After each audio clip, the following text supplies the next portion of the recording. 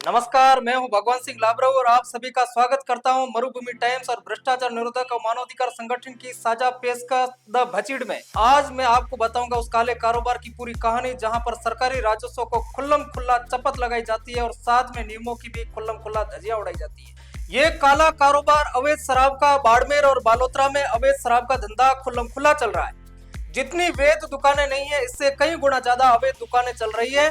कहीं पर कोई छोटा सा केबिन लगाकर तो कहीं बड़े डीलर्स के रूप में बड़ी दुकान लगाकर अवैध शराब बेच रहा है। शराब का यह धंधा कहीं छुप कर नहीं बल्कि खुल्लम खुल्ला होता है। आप स्वयं देखिए कुछ नमूने।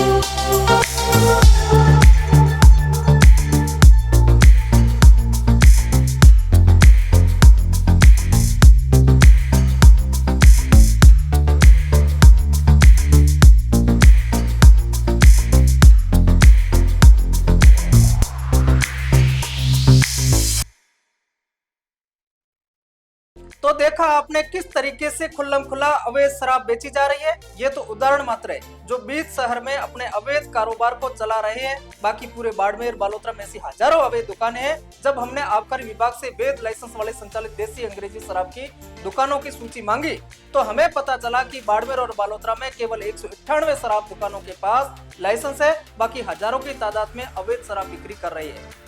आपको जानकर हैरानी होगी कि राजस्थान सरकार के राजस्व संकलन में शराब बिक्री दूसरे नंबर पर आती है। यानी कि सरकार के कुल राजस्व में शराब कारोबार का बहुत बड़ा हिस्सा है, जो कि कुल राजस्व का 15% है। यदि इन अवैध शराब की दुकानों पर लगाम लगा दी जाए तो इसमें कोई शक नहीं कि शराब राजस्व प्राप्ति का सबसे बड़ा स्रोत होगा। ऐसा नहीं है कि अवैध शराब बेचने वाले टैक्स नहीं देते हैं, बिल्कुल टैक्स देते हैं, लेकिन वो टैक्स एक अलग प्रकार का टैक्स होता है जिसमें सरकार का राजस्व बढ़े या ना बढ़े, लेकिन जिन लोगों को इनको नियंत्रित करने की जिम्मेदारी दी गई है उनका सावधान जरूर बढ़ जाता है। कहीं तो ऐसी अवैध शराब की दुकानें हैं जो पुलिस थानों के पास चल रही है, लेकिन जब बाढ़ ही खेत को खाने पर तुली हो तो खेत की रक्षा करने का सवाल ही पैदा नहीं होता है। अब बात करते हैं दूसरे केस की।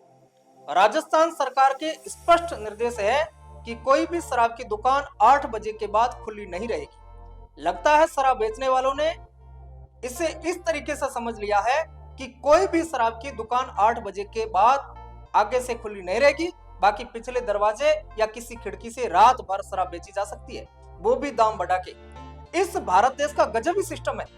यह नियम भी बनते हैं और नियम की पालना करवाने के लिए जिम्मेदार भी नियुक्त करते हैं और फिर सारे मिलकर उस बनाए गए नियम की धज्जियां उड़ाते हैं। नियमानुसार कोई भी शराब की दुकान 8 बजे के बाद खुली नहीं रहेगी, लेकिन कोई दुकान क्या लगभग सारी की सारी शराब दुकानें 8 बजे के बाद कहीं न कहीं से खुली होती है। आप खुद देखिए नमूना।